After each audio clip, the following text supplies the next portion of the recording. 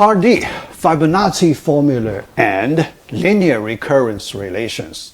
Two topics. The first topic, we need to verify Fibonacci formula. Yeah. At the end of Part C, I gave you a formula. Yeah. So the formula, at that time I call it a magic formula because the structure is very special. Yeah. So let me write it here.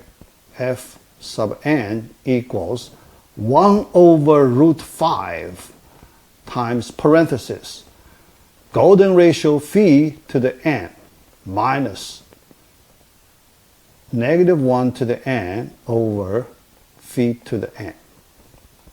This formula, yeah. It is not easy to find it, to discover it. Our second topic, linear recurrence relation, we will look at a systematic way to solve the special recurrence relations and find this formula. Yeah. But this part, the first topic, we want to verify it. Verify. So that's another important aspect in problem solving. We know verification is much easier than discovery. When we have a clear target, we can see it. We know the structure of it. To verify if our goal, our target formula is correct or not, it is much easier.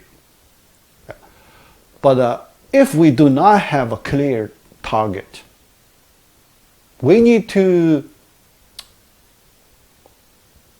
discover it. Then the difficulty is much higher. So first, let's look at the verification part. Yeah. So that's why I emphasize the importance of guessing the result. Because if you can guess the answer, you have a target. You have a clear target. Then you can verify it. It is much easier. But if you cannot guess it, yeah, many times, for example, this complicated formula, nobody can guess it. So the first one who discovered this formula, that person need to go through a very difficult discovery process. All right. For the verification part, I only want to talk about the main ideas. The calculation details, so I will quickly go through it. I do not want to spend too much time on the calculation details. I mainly focus on the logic, the high-level thinking part. All right. So when we start, so let's look at the general question. Here we have a clear target formula. We need to verify it. Yeah. To do that, there is a powerful mathematical tool we can apply here. So that tool I mentioned once before, but I didn't use it at that time. I delay it. So today we will use this powerful tool. So, all right. That tool, yeah, let me give you some basic information about that tool. That tool is called mathematical induction.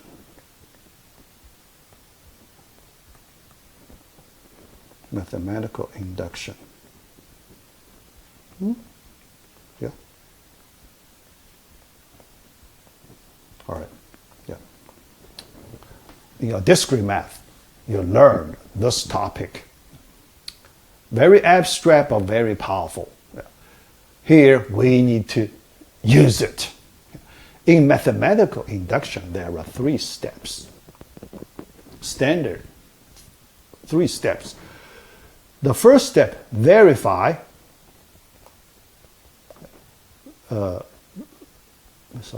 Verify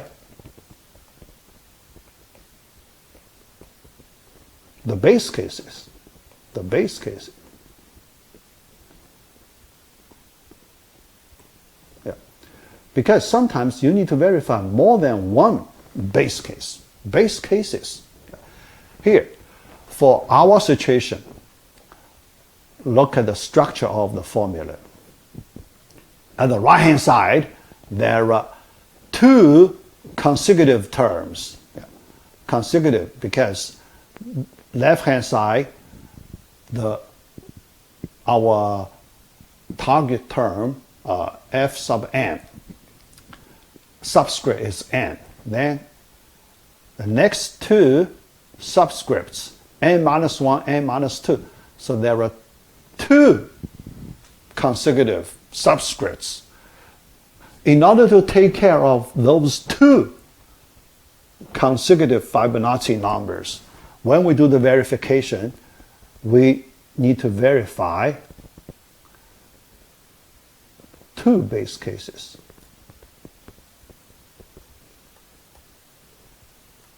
One base case, not enough. 2 base cases. All right, that's the first step. Second step, we need to make induction assumption. Assumption. This step is assumption step. So we need to make induction assumption.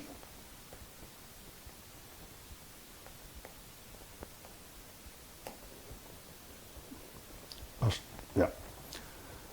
You do not need to prove anything. You just write your assumption statement.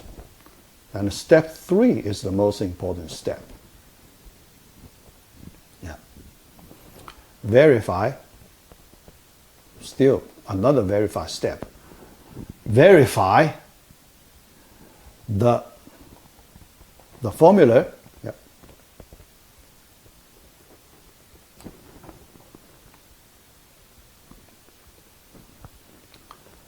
For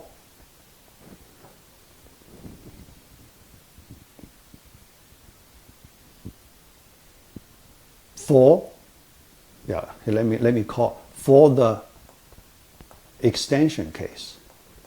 I will explain the meaning. Because we need to do extension. We need to extend. Because in our induction assumption, we assume we cover certain number of cases. If you cannot do extension on the cases that we can cover, then you cannot make any progress. So this critical step, this is the critical step. This critical show that we can extend our current cases by the given information. Yeah. So if you can show that, you can always extend your current cases. Then you can go forever. You can go forever. All right. So that's the basic idea of mathematical induction. So let us based on these 3 steps, let's do the verification. So that's the high level. Yeah. The computation part, I want to, quickly go through it to save some time. Yeah. All right. The first step, verification, easy, right? Yeah. The second step, verification, although a little harder, but not too hard. Yeah. So we can still do the algebraic operation. Yeah. All right, so here I show some detail of our algebraic operation, but I like to skip the explanation for this detail. So the final answer is 1. Matches the given value. The first two base cases we can verify based on our target formula. So no problem. That is enough. The two cases, that is already enough. We can go to the step number 2, induction assumption part. But in my notes, I work on 2 more cases. Unnecessary, but I just want to show you some algebraic operations. But here I may like to skip that part. The algebraic calculation part, I want to skip it. So here I put the formula there. But my explanation, I want to move faster. Then the last step, I do another verification, but this time I use properties of golden ratio. Golden ratio has some special properties. So the purpose is I want to talk about the golden ratio properties. There are 2 properties that's useful. The reason we have these 2 properties, because phi is a root of our original quadratic equation, x squared minus x minus 1. So when you plug in phi to this quadratic equation, you have this equality, right? But this equality, you can easily rewrite it into these 2 different ways, equivalent equalities. But these 2 equalities could be useful when we do formula transformations. Sometimes we need to use the first equality, sometimes we need to use the second equality. All right? So that's the importance. So then I do the calculation to show you the detailed calculation. You can try your best to understand it, but here I want to skip the detailed calculation part. At the end, because at the end we get this equality, that means we get F3 equals 2 times F1. That's 2. So we verify. So that for case 4, we also verify in this way. All right. So that's our step 1 of mathematical induction. Step 2. Next, let's move to step 2. The general case, step 2, but we need to write a statement. That statement is our induction assumption covering, in that statement, we want to say the formula is correct for certain number of cases. That's our assumption. All right. So let's continue. Verify the Fibonacci formula. So here I talk about that mathematical induction. So I already explained that part. Now the implementation part. Induction assumption. How do we write induction assumption? All right. Assume that a formula is true for. So here I want to modify, the lower bound. So k is the subscript. Then it has an upper bound and lower bound. But for the lower bound, we can use 0. Okay? 0. 2 larger, it's okay. But if we want to, in our base cases, if we only verify first 2 bases, not base case number 3, number 4, then we can change it to 0. 0 case, then 1 case also correct. So then this upper bound n, we know, yeah, why we can say that? Because this n, we know it is at least greater or equal to 1, right? Yeah. So what do we have so far? We have this. We have a range. Yeah, let me write in another way. The range, yeah, the range that we know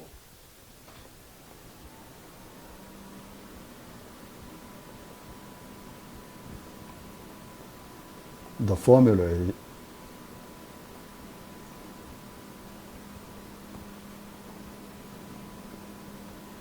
is correct, right? Yeah. So here we consider the range, the formula is correct. So what is that range? From 0 through n. That's our induction assumption, okay? But this n, we know, n is greater or equal to 1, right? Yeah. So that's our induction assumption. Yeah. First, although you may feel we do nothing here, but actually this step is very important. This is the foundation step.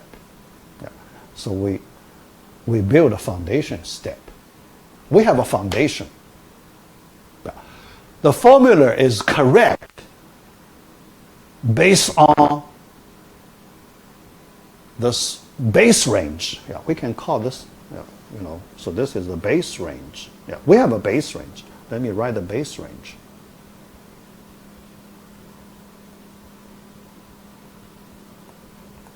Base range, what's the base range? 0, 1. This is the base range, right? Base range, although it is small, but it is not empty, right? We know our base range is not empty. It has something there. Yeah. That is important. Yeah. Why non-empty is so important? Because we can grow it. If the base range is non-empty, then we can grow it. If the base range is empty, then nobody can grow it. Because you cannot grow something from nothing, right? Yeah. You have to have something in the first place. Then you can grow it. Right? If you have nothing, then nobody can grow it. Yeah. So that's why our base range is important. All right. But our base range is just a starting point. We're not satisfied with the base range. So we need to grow our base range. So this is our current range. Current range. Because we want to keep growing our current range. Want to make it larger and larger, and eventually our range covers all the positive integers.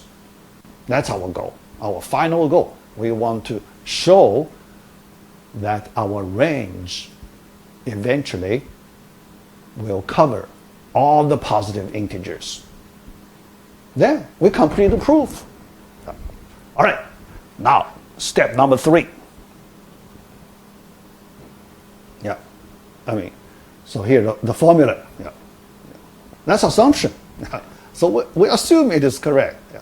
But the assumption, yeah, it's not a baseless. Yeah, because we have this base case. We know it is correct. So the assumption has a solid base here. Yeah. So it's not a baseless assumption. Okay, all right. The last step, critical step. Now we want to extend the range. So this critical step, why it is critical, right? Yeah. So we want to explain why it is critical.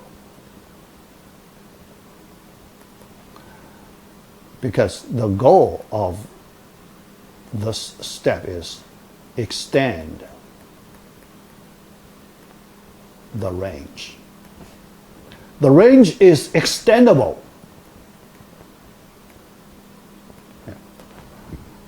We want to show the range is extendable. Okay? Yeah. All right. See how to formulate it, right? Yeah. So we know we want to extend the range, but how do you write your mathematical representation for the extendable range, right? Yeah.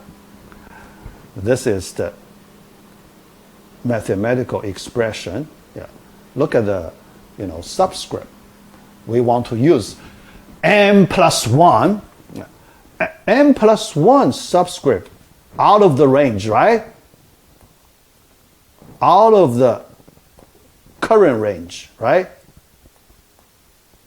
Current range. Okay? Yeah.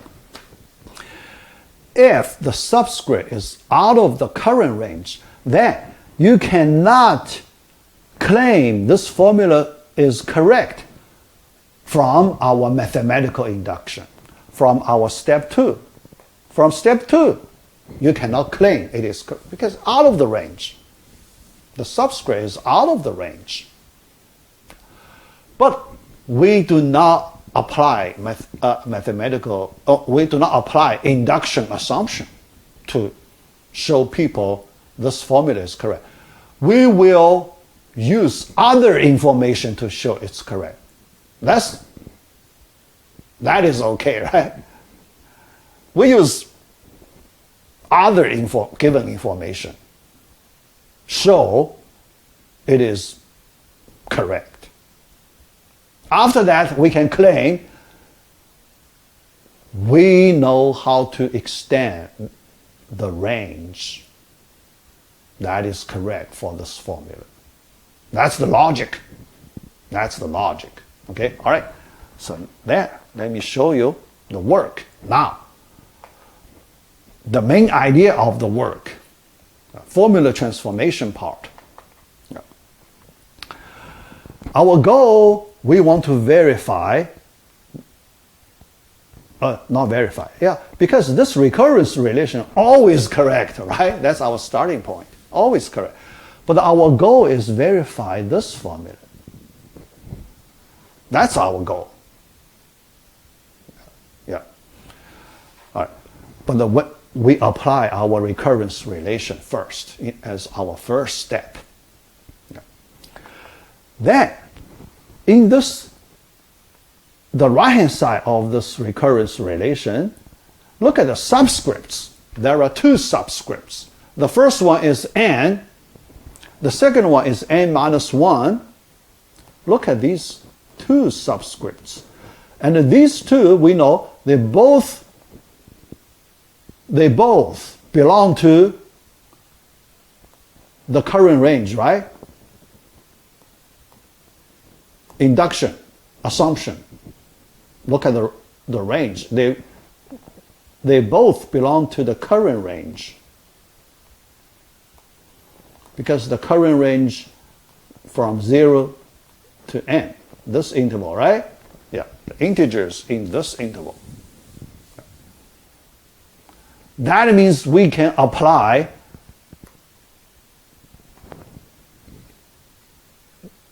our induction formula, right? Yeah. Based on induction, based on our assumption, apply our assumption formula. Yeah, based on our assumption, we can use this formula. Because within the range, the subscript is within the range, so we can apply our assumption formula. The second part, within the range, so we can also apply the assumption formula. Okay, all right. So correct. Next, we need to do a sequence of algebraic operation. When we do it, we want to organize our data.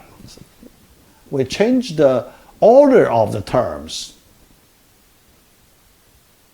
The reason why we change the order of the terms because we want to compare the terms with the same structure. These two terms have the same structure. The last two terms, they have the same similar structure, right? Yeah. Fractional structure. The first two terms, integral structures, similar. The terms with the similar structures should be placed in the same category, right? Yeah. So the first two, the first category, last two, second category. So we organize our data into two different categories. All right.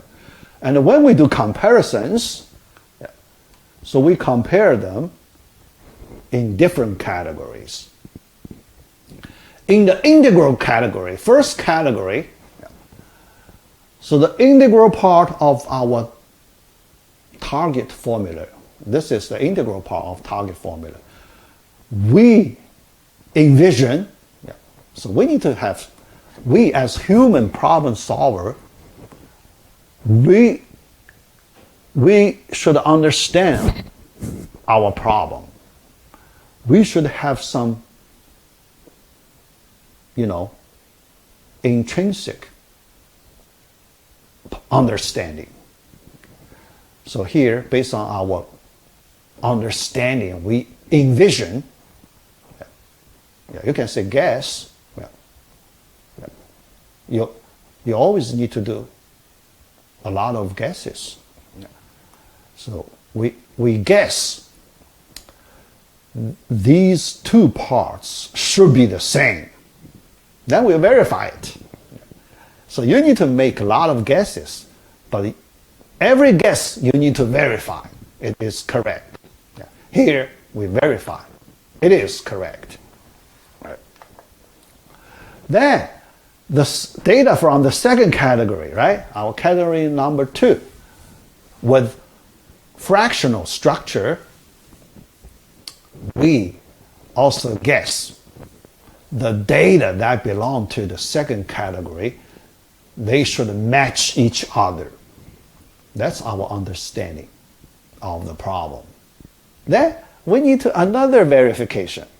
So here we need to verify these two formulas. Verification, that's our guess, then verification process. All right.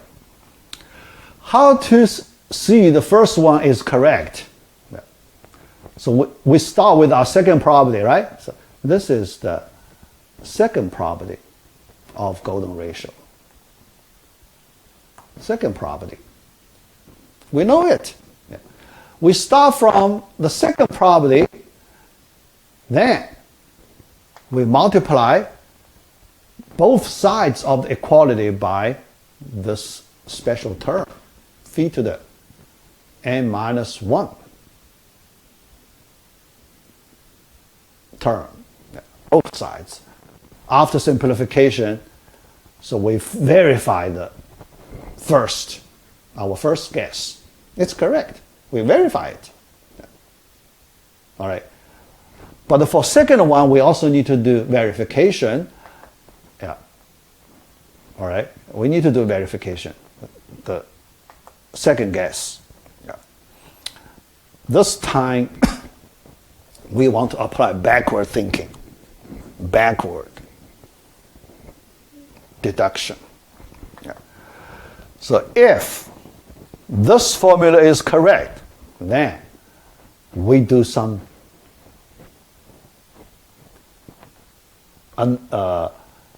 transformation, but the transformation algebraically it is equivalent.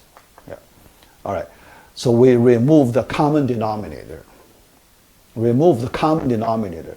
But this -1, power of -1, quite annoying, right? So they appear in this formula quite annoying. So we want to simplify it.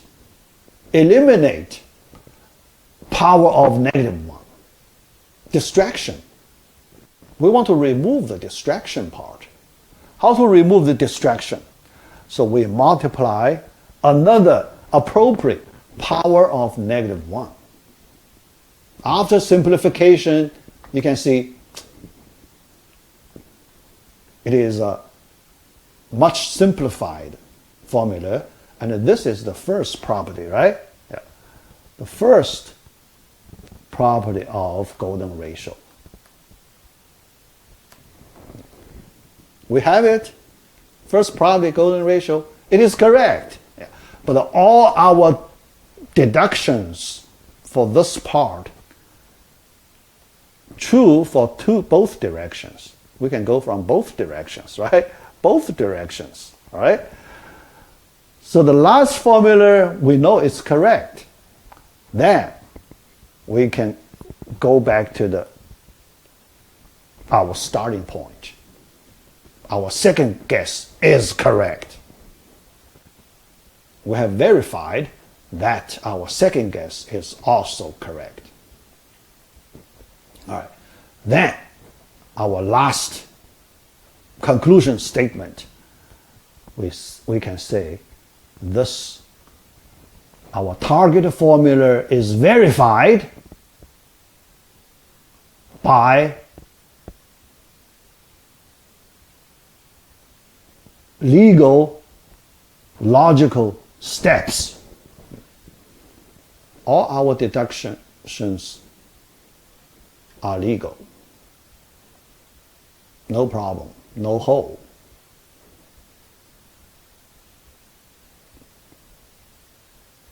Then, because we complete all three steps of mathematical induction, so at the end we say this formula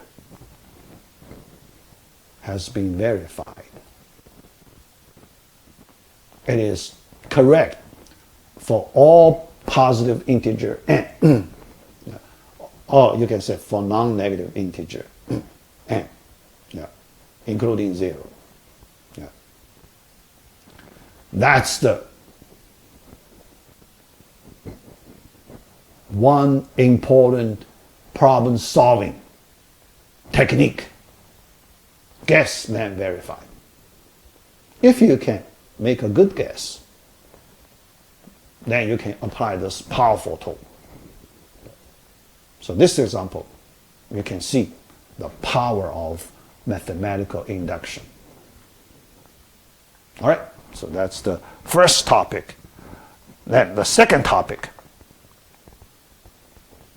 Yeah, so here I completed. Yeah, completed.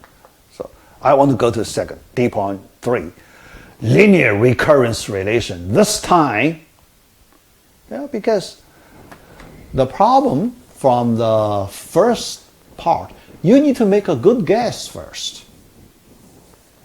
If people cannot make a good guess, no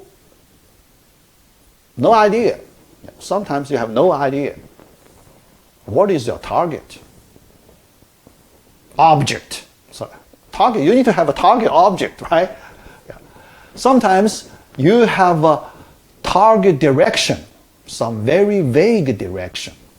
You know what you want to do, but you do not have a clear target object to work on, right? So that's the problem. So you need to discover that object. Yeah. So in this situation, then we need to discover it. All right, linear recurrence relation. This topic, let me show you how to find the Fibonacci formula by solving a linear recurrence relation. Yeah. All right, recurrence relation. So in this blank slide, I want to do some preparation for our solution. Yeah. So but that solution is pretty complicated. So we need to do some initial round preparation. What's that? Let's recall the Tower of Hanoi problem, right? Yeah. power of Hanoi problem. For that, for that problem, go back, for that problem, we know we need to solve that n-disk problem, right? N-disk problem. All right, For that n-disk problem, what is our solution? Our solution, the pseudocode, remember? So that C++ pseudocode. But there is a question. That pseudocode cannot answer this question. This question is, how many disk moves? Disk moves do we need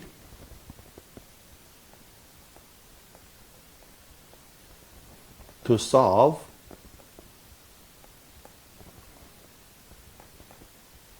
the n-disk problem?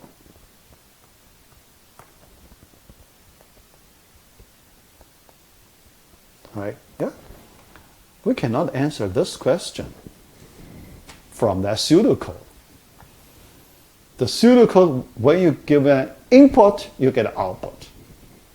So that is what you get. But it cannot answer this question. Here, we want to answer this question, because this question is closely related to our Fibonacci formula question. So that's the preparation part. In this part, I want to introduce some simple technique we need to use.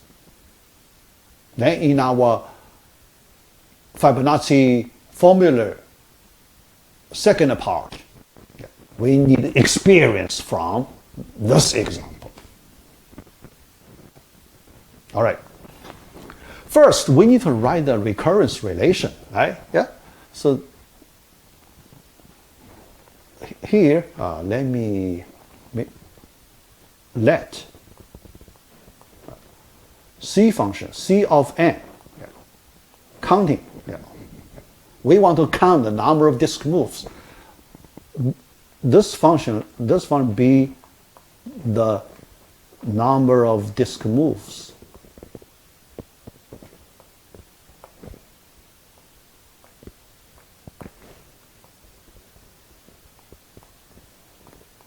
For the n-disk problem.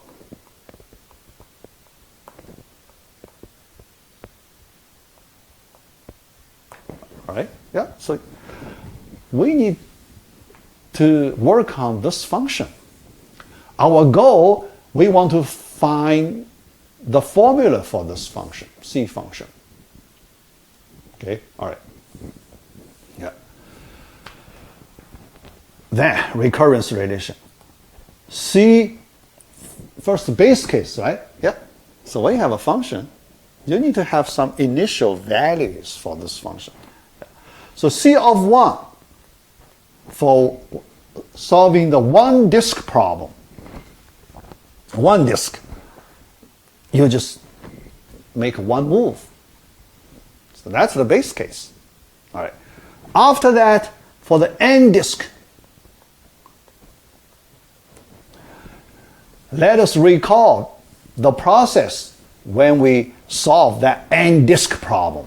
You need to recall the diagram, right? The first part, second part, all right. So based on that diagram, first you need to solve the n-1 disk problem twice, right? Remember?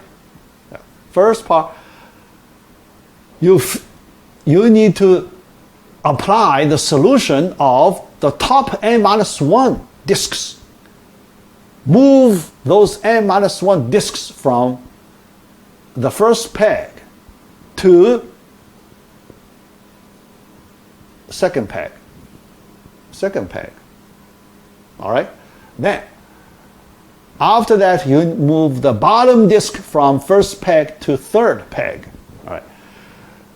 After that, you need to apply that n-1 solution another time to move those n-1 disks from peg 2 to peg 3. So you need to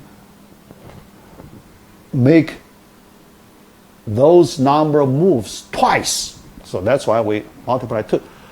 And in the middle, you need to move the bottom disk, right? The bottom disk is one move. So this is your recurrence relation. So we need to solve this simple recurrence relation problem. Yeah. The recurrence relation here, we call the linear recurrence relation. Yeah. The title of this topic, linear recurrence relation.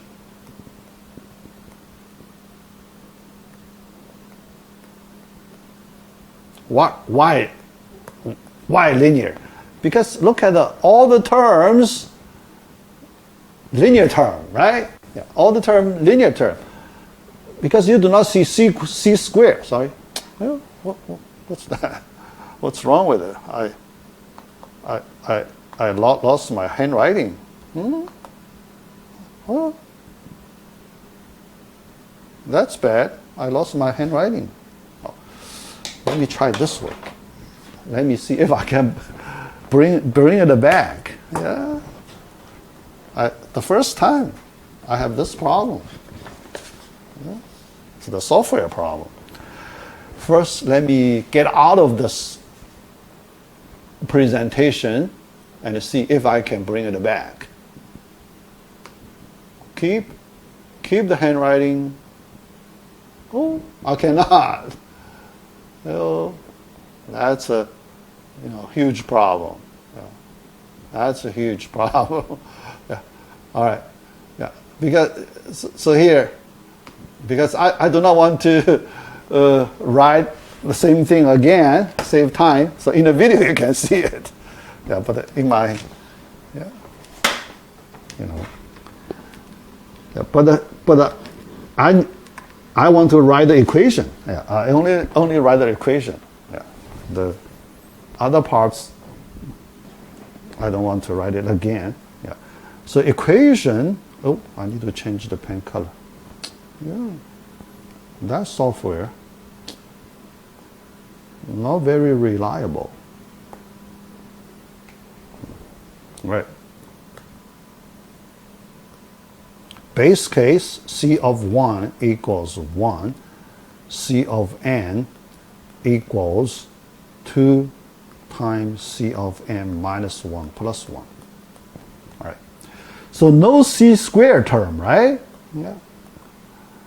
And no other terms like root of C of n, right? Yeah.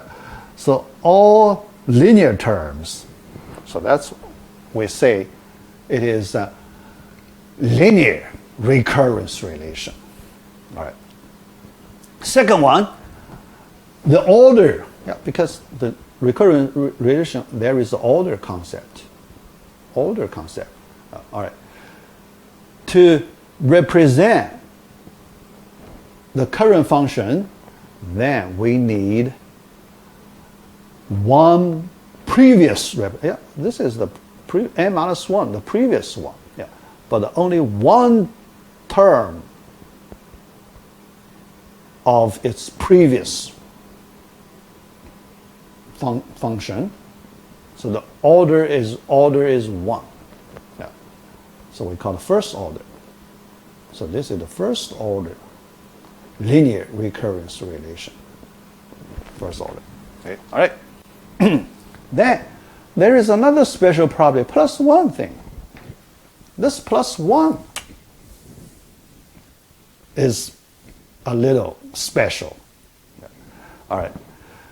Yeah, because think about, if you do not have plus 1 term, then the equation is quite different. All right. Yeah.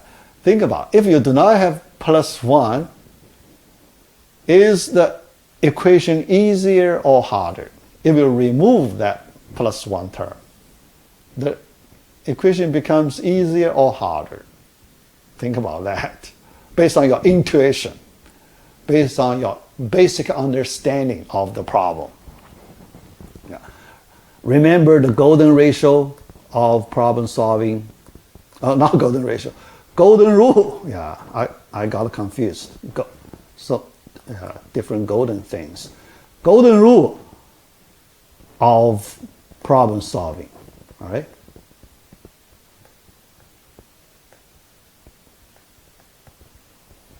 That is, you can modify the problem, right? Yeah. You modify the problem to make it easier to solve as your first round solution. Yeah. Here, the modification is we remove this plus one term. We want to solve it a little easier. Yeah. So if you remove that plus one term, now, so let's solve it. Yeah. Although, yeah, so when we remove, all right, so let's work on it directly. Yeah.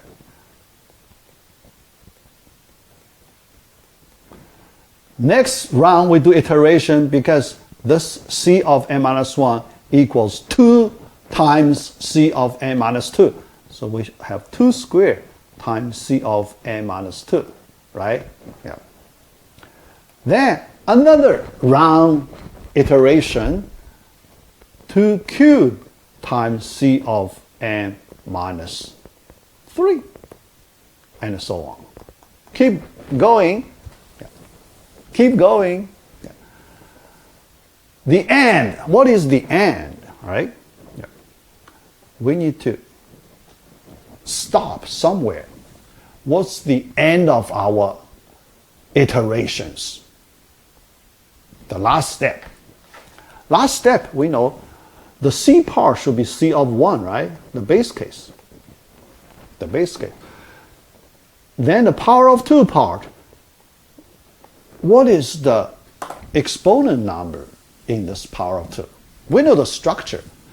Some power of 2 times C of 1. Because we have to skip many intermediate steps. But when we skip, there is a problem. We get lost, right? Yeah. So when we skip the intermediate steps, we get lost. We cannot keep track of our data. So here we have the problem to keep track of our data.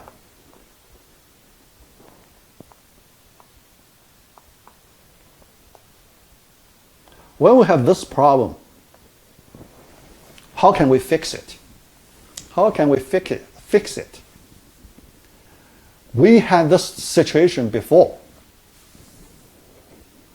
We need to keep track of our data.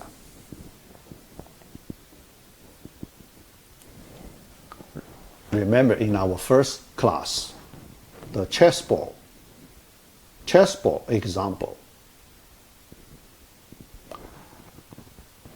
I mentioned there is an important concept called invariant concept.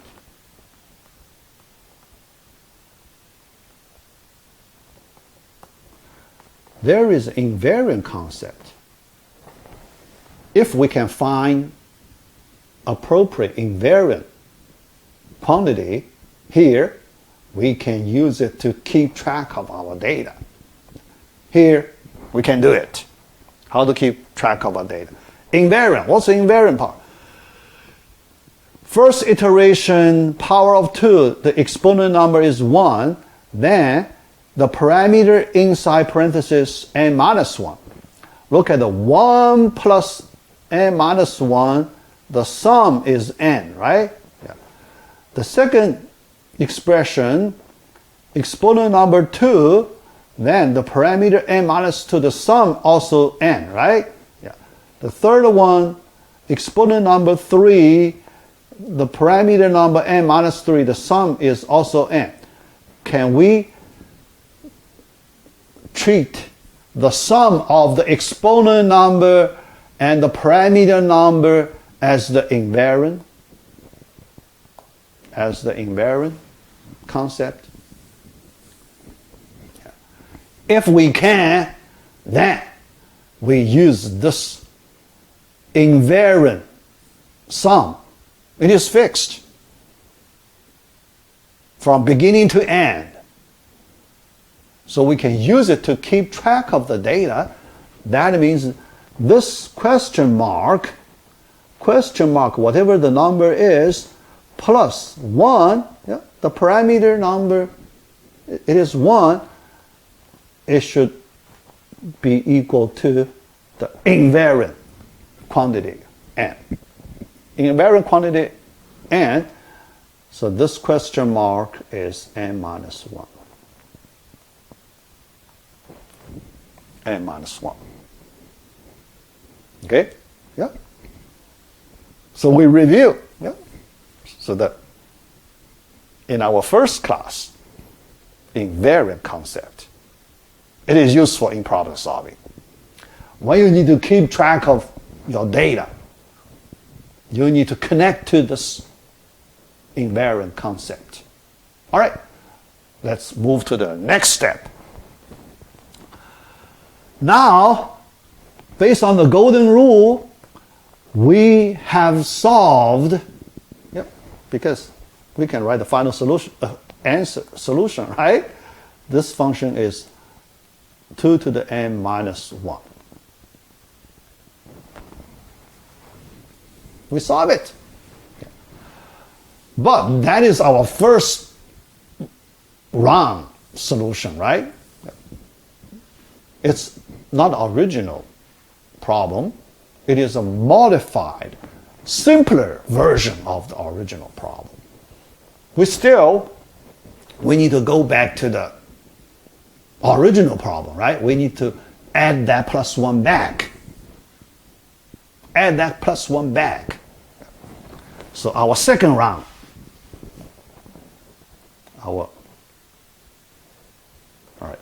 first round. Round 2, second round, we need to work on the original recurrence relation.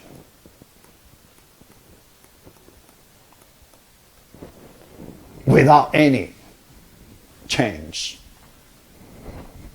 This time, you need to remember bridge the gap idea, right?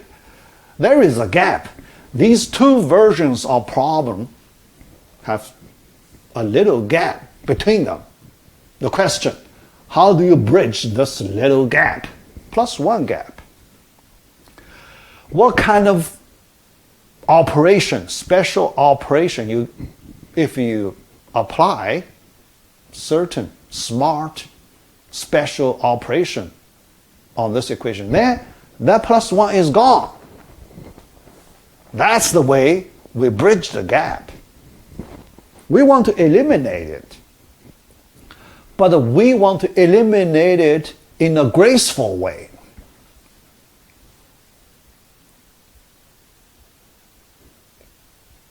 We don't want to change the problem. We still want to stick to the original problem, but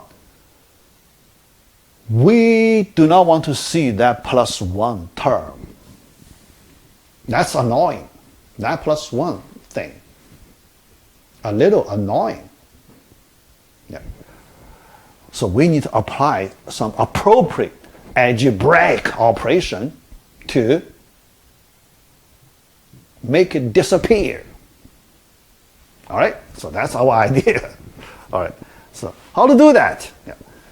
The operation is very simple. Add 1 both sides.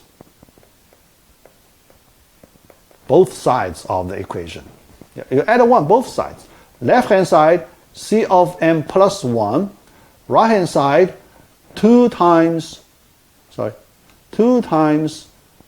C of m minus 1. Plus 1, then plus another 1, so plus 2, right? Yeah. 2 here, 2 here. It's a common factor, right? You can factor that common factor 2. C of n minus 1 plus 1. Now, look at the new form of your recurrence relation. After this transformation, anything new you can discover? Something nice happens after the transformation? You may argue that plus 1 is still there, right? The plus 1 is still there. Plus 1 is still there. The nice thing is, left-hand side, you have this plus 1 thing. The right-hand side, inside the parenthesis, you also have the plus 1 thing. But they have the same structure. Let's look at the structure part. C of n function plus 1, the structure C of n minus 1 plus, they have similar structure. That structure of the object we want to represent the whole structure, represent this whole structure in a new function. Let's call it d function. Let's call d of n equals the C of n plus 1. All right. Then, with this definition, d of n definition, this C of n minus 1 plus 1, that's our d of n minus 1, right? D of n minus 1. So we have a new function, d function. So this equation, we can write it as d of n equals 2 times d of n minus 1, right? Yeah. So after transformation, after we introduce this new function, d function, then suddenly you can see we get a recurrence relation and the plus 1 term is gone. No plus 1 term anymore. So we bridge the gap. We bridge the gap. See? Yeah. All right. But this D version of linear recurrence relation, don't forget the base case, D of 1. D of 1 is C of 1 plus 1. That's 2. The base case is 2. D of 1 equals 2. Yeah. All right. Then, we know the solution. So for D version recurrence relation, we know the solution.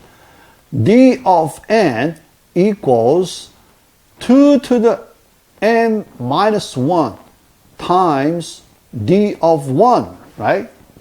Because D of 1 is 2, so that is 2 to the n. 2 to the n. D function, we know it is 2 to the n. So the last step, C function is D function minus 1. So 2 to the n minus 1. So you can see, we find the formula for the original C function. Look at the problem solving knowledge we applied in this simple example. This example is very simple, right? But you can see we applied many problem solving techniques. Golden rule, invariant, transformation thing, bridge the gap. So that's the important things you need to learn from this class. All right? So after we find this solution, now we are ready to solve the Fibonacci problem. That's our goal. But this preparation is important. So we have some valuable experience before we go to the solution of the Fibonacci formula. Now, let's look at the recurrence relation we want to work. This is the recurrence relation we want to work. Okay? Yeah. So few part we already know, the linear part we know. So all these three terms are linear functions. So we understand the linear part. Another part we also know, second order. Yeah. Because at the right hand side, you see the two consecutive subscripts. The second order. All right. But then there is another property I mentioned, but I didn't give you the terminology, yeah, the homogeneous. What's that? Because this equation, there is no plus some constant, some number, yeah, plus one, plus a number, let's say n, all right? Yeah. No constant term. If no constant term, we call it homogeneous. So this equation is homogeneous. Yeah. All right. Then constant coefficient. Yeah. All the coefficient of the Fibonacci terms, constant 1. Yeah, with constant. Yeah. All right. Now, we want to solve this equation. Yeah. Let's consider the general. Yeah. Because this equation is a very special one. Yeah. When we want to develop a systematic problem-solving method, we want to consider the general problem.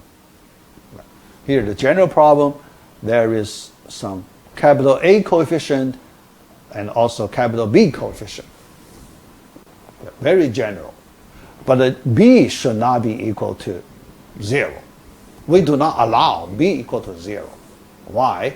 The reason is very simple. If B equals 0, then it becomes first order, not second order. The first order, the solution is different. We use the first order method. The way we solve the Tower of Hanoi problem. So here we focus on the second order problem, so we do not allow B equal to 0. All right. The Fibonacci case, capital A equals capital E equals 1. Just a special equation. Yeah. All right. Yeah. So the recurrence relation becomes much simpler version. All right. Solving Fibonacci recurrence relation. So let me use the problem-solving thinking to find a solution. So we need to look at the thinking part. Discovery. We need to do a lot of logic thinking. All right. Take a special view. This step is very important. Based on your understanding, how do you understand the problem? How do you view the solution? We want to view the solution. Make a guess. You need to guess something. Yeah. In problem solving, guessing is extremely important.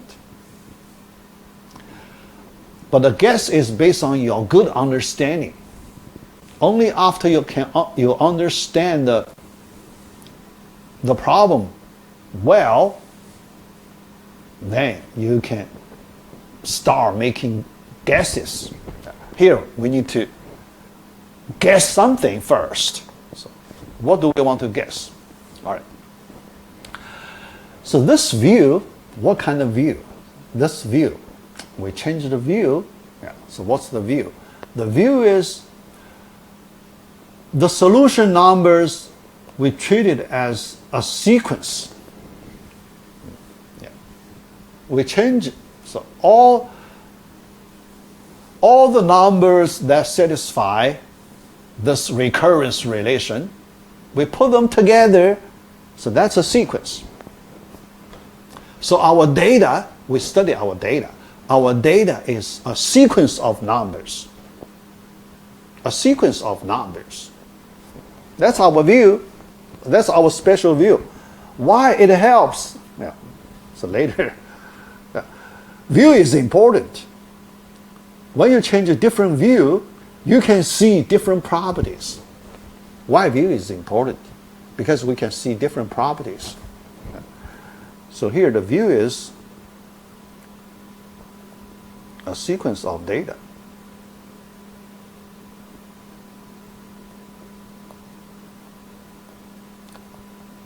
We study a sequence of data. But this sequence of data, now we need to guess something important. We need to make our first guess, something important. What is the structure of this data sequence? Your data sequence should follow some structure, right? There is some appropriate structure built into your data. But what's that structure? We do not know. We do not know. Can you make a guess? Yeah. You do not know, but you can make a guess. But when you make a guess, you need to base something, right? You can, because you don't want to make a baseless guess. Yeah. So you need to use some base as your guess, right? When you make a guess, you need to base something related, right? Base something related, right? Yeah. All right. Then the solution, Tower of Hanoi problem. Is that the variable experience we can use? That's our experience. Why we spent so much time studying this Tower of Hanoi problem before we work on the Fibonacci problem. Because that experience is valuable here. All right. That, the solution, C, the solution function equals 2 to the n minus 1, right? That's the solution structure, right? Yeah. The solution sequence. The solution you can put in the sequence. When n equals 1, n equals 2, n equals any positive number, you get a sequence. So your sequence has this structure, right? That's your data sequence, the structure of your data sequence for this problem. Okay? Tower of Hanoi problem. Now, you work on a different problem, but can you get some inspiration from the solution? Data sequence, the structure of the data sequence. Can you get some inspiration here? Right? Yeah. Why you can connect these two different problems? Because they are both linear recurrence relation, right? Same type of equations, just the order different. Right? One is first order, another is second order. The only difference is at the order part.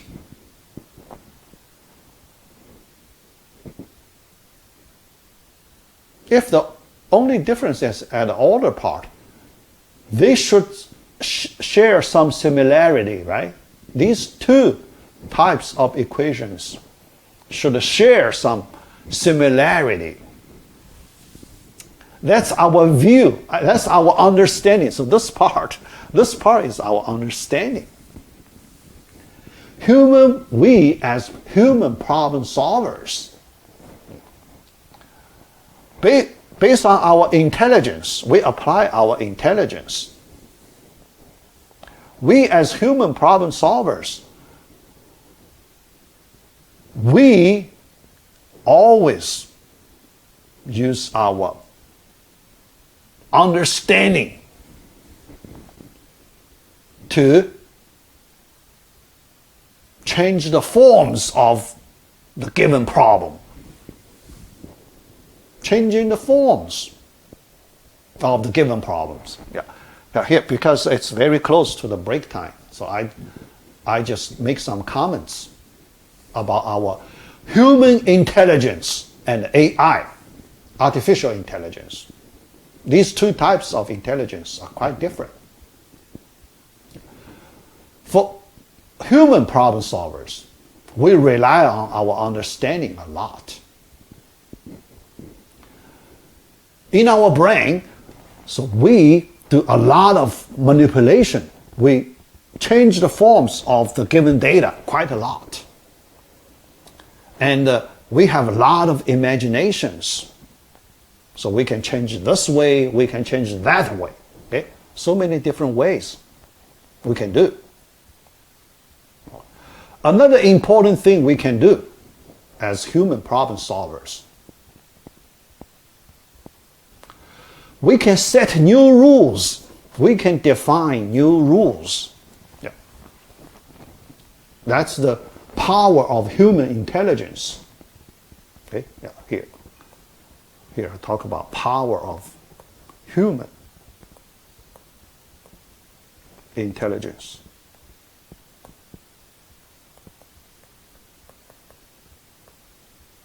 Power of human.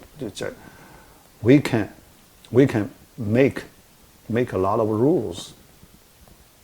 Make many rules. All right. Make many rules. Define many rules. Based on our understanding. When you have good understanding, you can set a lot of rules. Yeah.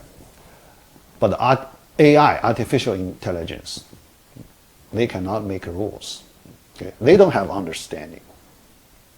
Yeah. AI is very powerful. We know it's very strong. But AI needs to follow rules set by human. Follow the rules. AI basically follow the rules, not set rules. Yeah. But we human problem solver, we set different rules all the time. That's the strong point of human intelligence. AI, no matter how powerful it is, it always follows the rules created by human. All right? Yeah, that's the key difference. All right, let's take a break. When you come back, after a 10-minute break, when you come back, we continue the solution of this problem.